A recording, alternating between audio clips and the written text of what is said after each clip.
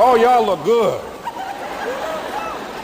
I want you to look at something right now. Think of some major goal you want, or maybe it's one you're already working on and you have experienced a lot of setbacks, a lot of defeats.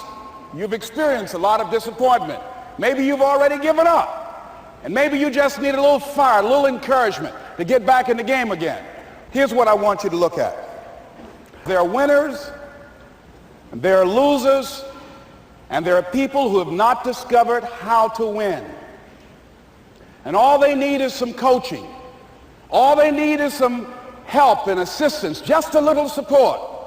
All they need is some insight or a different strategy, a plan of action to make some adjustments that will open up the key to a whole new future for them, that will give them access to the unlimited power that they have within themselves. That's all that they need. So what I want you to do is think about something you want for you, that's real for you, that's important for you, that will give your life some special meaning and power. And I don't even want you to say, I can do that. I don't want you to assume that. See, 5 years ago when I started out in this area, I would not have been able to make the mental leap that I would be up to where I am right now.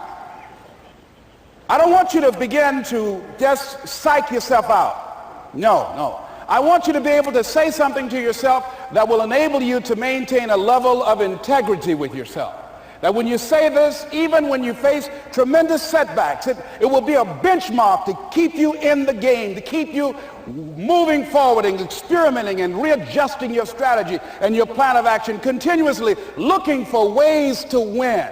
So what is that something?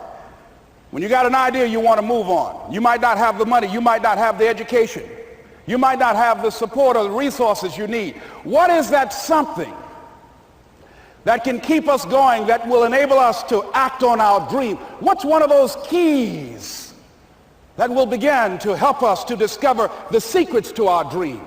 Here's what I want you to repeat after me, please, with power and conviction. Say, it's possible. It's possible. That's all I want you to do when you look at your dream. Just say to yourself every day, it's possible. Just say that every day to yourself, it's possible. Because what does that do? See, it begins to change your belief system. See, the way in which we operate, ladies and gentlemen, it's a manifestation of what we believe, what's possible for us.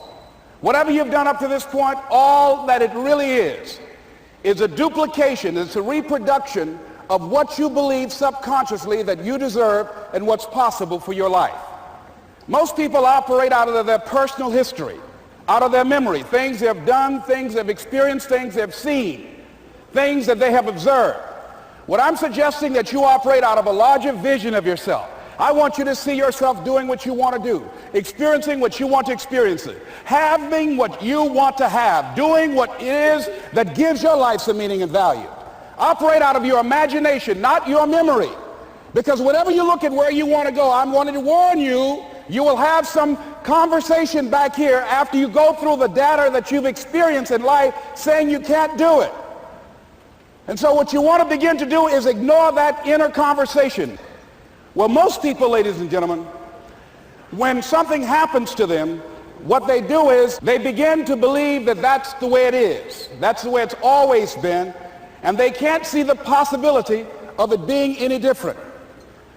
Example, before April 1954, the common belief, the universal belief, because it had been tried again and again and again and people had failed, the belief was that man was not physically capable of breaking the 4-minute barrier, that he could not run a mile in less than 4 minutes. That was the belief on the planet. It had never been done. But here's what happened, ladies and gentlemen. Roger Bannister came along, and he broke the 4-minute barrier. Now here's what's significant about that. Since that time, up to this day, over 20,000 people have done it, including high school kids. What changed?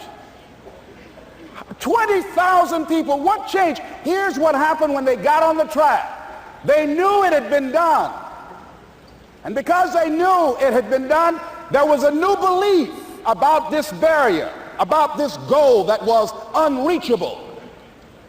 And those 20,000 people got in the race believing, knowing in their heart that someone had done it, that it's possible, that they could do it. And I'm saying that if you know anybody that had some goal, some dream, something they wanted to do, and they did it, then I'm saying that you know in your heart that if someone has done it, then you can do it. It's possible. And that if someone can make their dream become a reality, that it's possible that you can make your dream become reality. And so as you begin to look at where you want to go, beginning to embrace that, it's possible.